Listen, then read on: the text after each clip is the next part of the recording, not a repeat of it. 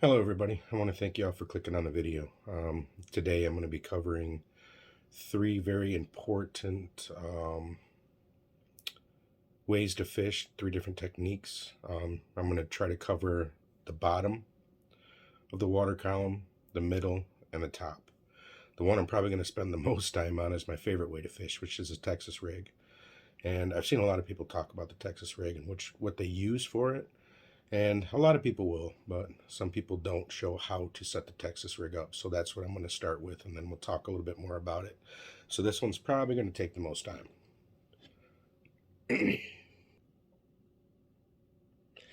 All right, I'm thinking this is going to be the best angle for the camera so that you guys can see what I'm actually doing here. So this is a straight king rage bug. There are hundreds of ways you can use soft baits that you can use for a Texas rig, but this is my favorite. So let's start with rigging this up. Once again, I'm going to use braided line. It's going to be hard to see, I know that, but I'm going to do my best here for you. So we're going to start with, you can fish a Texas rig weightless, but I do prefer a weight, and I'm going to be using Strike King bullet weight tungsten, 1/8 ounce on this. This is usually my go-to weight. I will go down to a 3/16 or go up to a 1/2 ounce, but these are the ones I usually use. Now, when you're feeding this bullet weight on, you want the bullet weight, the pointy end, to go in first, and you just thread it through like that. When I'm just using a regular Texas rig and I'm not flipping it into heavy cover or anything, I'm leaving the bullet loose so it just slides back and forth. I'm not pegging it with the bobber stop or anything. So then we're going to go into our hook, and this is a 3/0 EWG hook. Get that out of there. 3/0 EWG hook.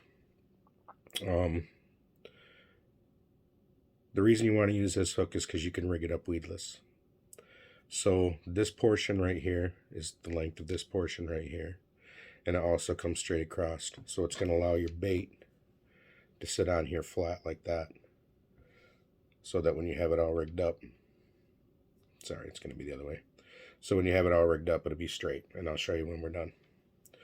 So first thing we're going to do is we're going to tie this on. I'm going to use the uni knot again. I showed you guys this before. Loop it through once. This is braid, so I will loop it through twice. I did show this knot in my last video. It was an unboxing video, and then just talk and tackle with my brother-in-law. So if you want to get a closer look on that, I recommend you go check that video out. So I just loop it through twice. Once again, on mono and fluorocarbon, I will only loop this knot 4 to 5 times.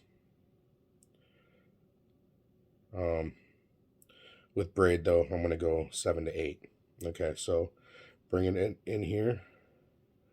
Take your tag line and pinch it up with your main line. Now you got your tag end. Don't loop it, just bring it back up to the top, over to your top line right there, and make your loop that way. And then you just very simply run this through your tag end through that loop 7 times with braid.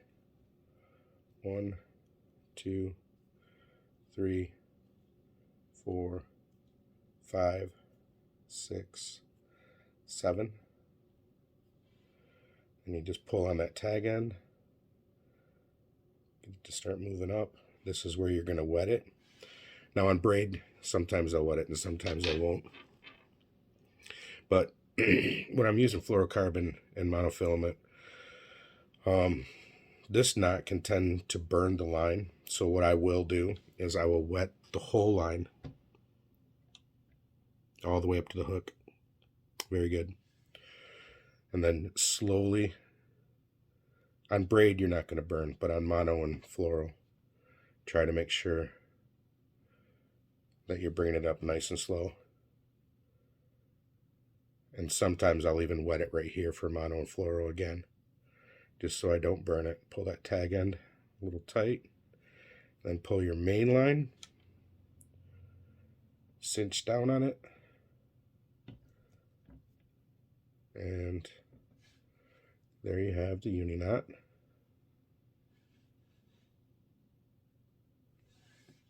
And we're going to trim our tag end off. Now I do have braid scissors for this out in my bag, but I did not bring it inside. So we're going to go with these.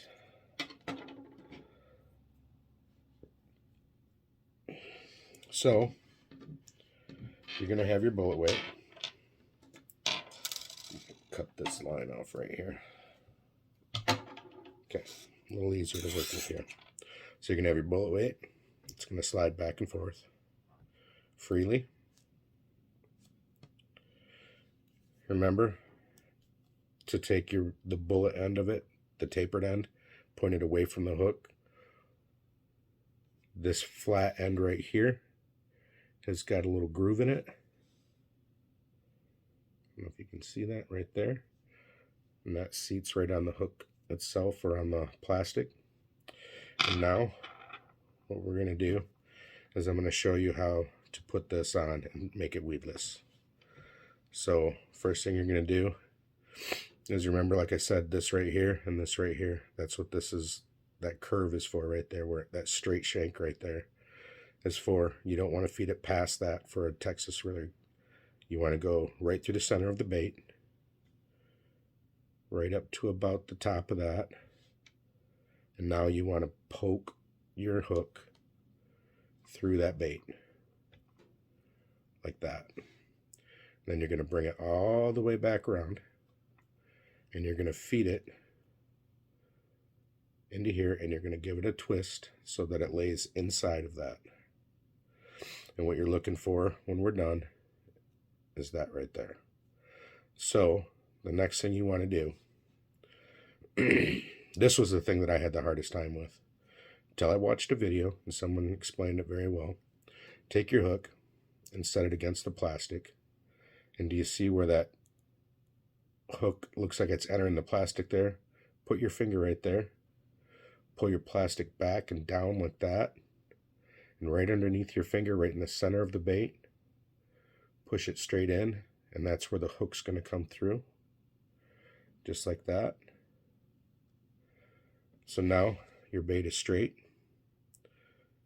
And that's why you want to use an EWG and not a straight shank hook. It's going to go through the water like this.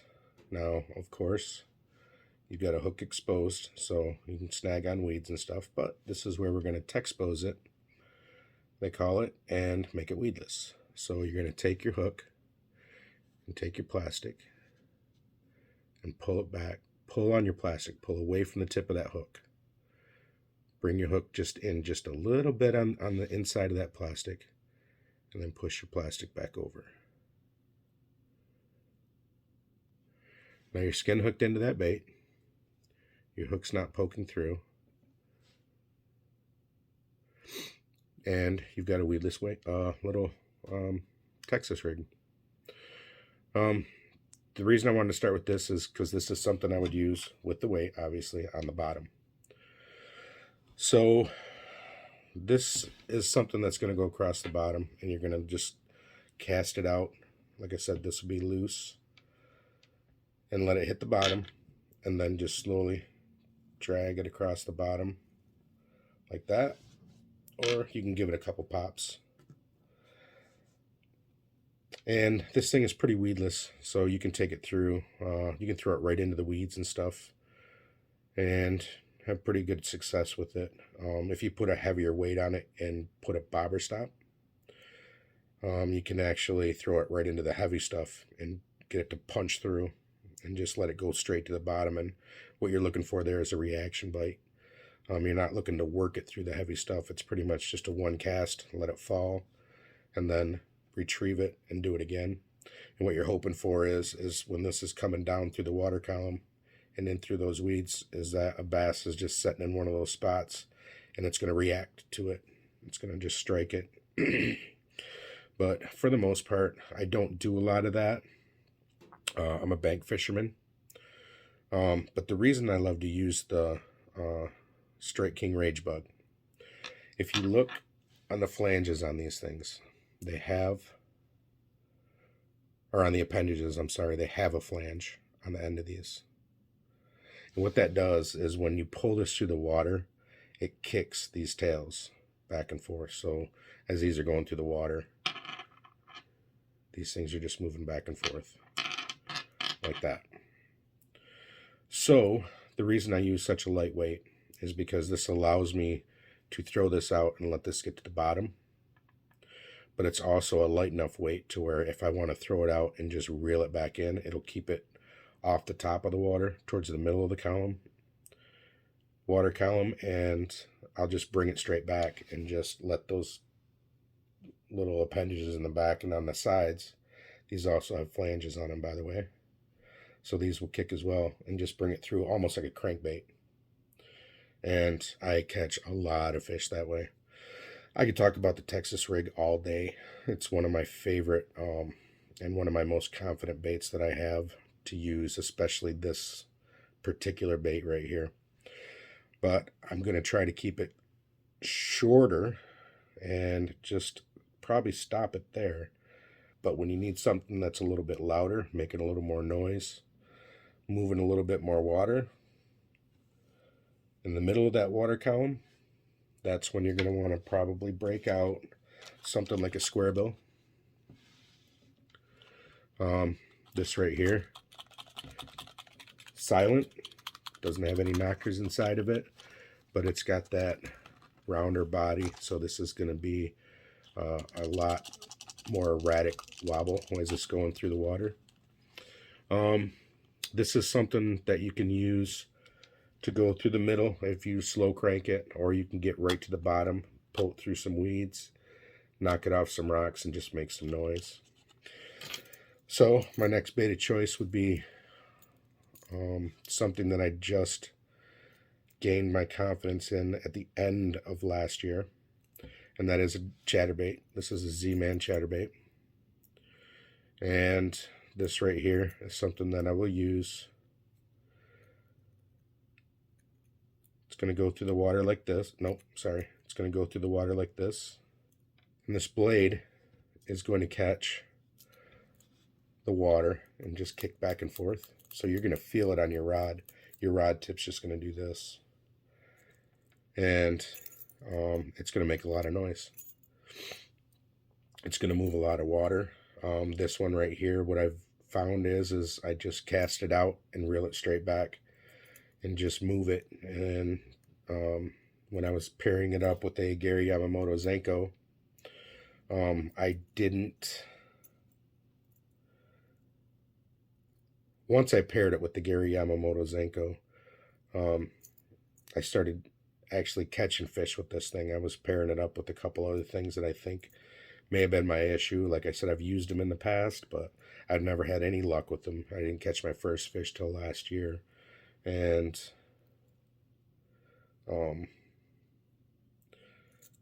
yeah, this Gary Yamamoto Zenko just has been killer for me as a trailer. So this is what it's going to look like with your trailer on it. And I'm going to do the same thing with this when I put the trailer on. This is the way it's going to go through the water with the hook up. You see it's got the round belly at the bottom and straight at the top. So this is going to be the way it's going to go on. So just take your hook and take your bait like you're putting it on, so that you keep it the same way and you don't get it mixed up. Now also line your hook up. This is where you want that hook to come out at, right about here on this bait. So feed it straight through the center.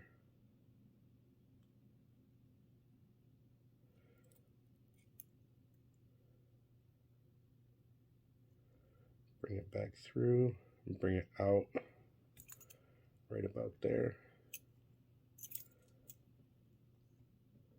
And there you go. That's what it's going to look like when it's done. Nice straight profile.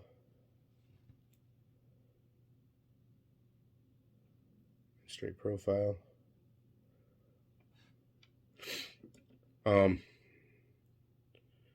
This isn't necessarily the color I'm going to use. I just want to use that as an example.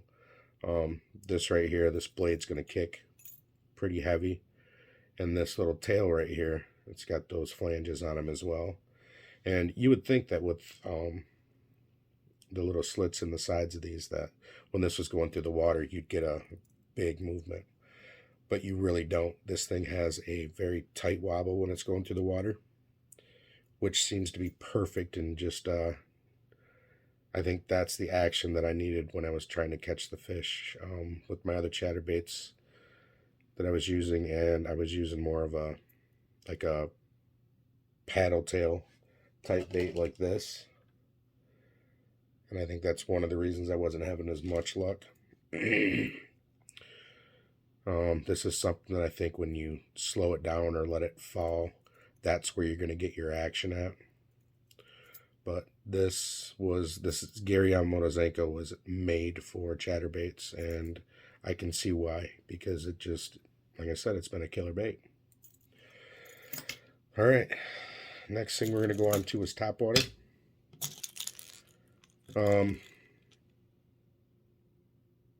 Topwater is something that is just the best best way to catch fish. There's nothing more exciting than getting slammed on a topwater bait. This is a spook. This is a little walking bait, so when it's going through the water, you want it to kick back and forth as it's going through the water. And I'm going to show you a knot here in just a second that I learned from someone on YouTube. And this is a frog, and this is my favorite way to fish. This is a hollow body frog. I've showed you guys these a couple times before. If you're going to go out and you're a beginner, I would recommend trying to get something that's going to be on the bottom of the water column, something that's going to be in the middle of the water column, and something that's going to be on the top. This is just too much fun, guys. Too much fun. So I'm going to show you a knot that I learned to tie this on with. Like I said, these here, when they're going through the water, you want them to have a walking action when they're going through, back and forth. And up until this last year, I had a really time. I struggled with that. I was not able to walk a frog. I wasn't able to walk a spook very well. But then I realized that there is a loop knot that you can tie for these things that will allow these things to move back and forth. And I learned this one off of a YouTuber, and his name is BassGeek. That's his channel anyways. His channel is BassGeek, and it's an awesome channel. I've learned a lot from that channel, and I just want to give him a shout out for this knot. I hope I do it justice. We're going to see what happens, because I'm not really comfortable with tying it yet, but I've practiced it a little bit, so we're going to see what happens, okay? So this one here, you're going to feed it through the eye. And then you're going to give yourself a lot of room to work with here. Okay? You see what I'm saying?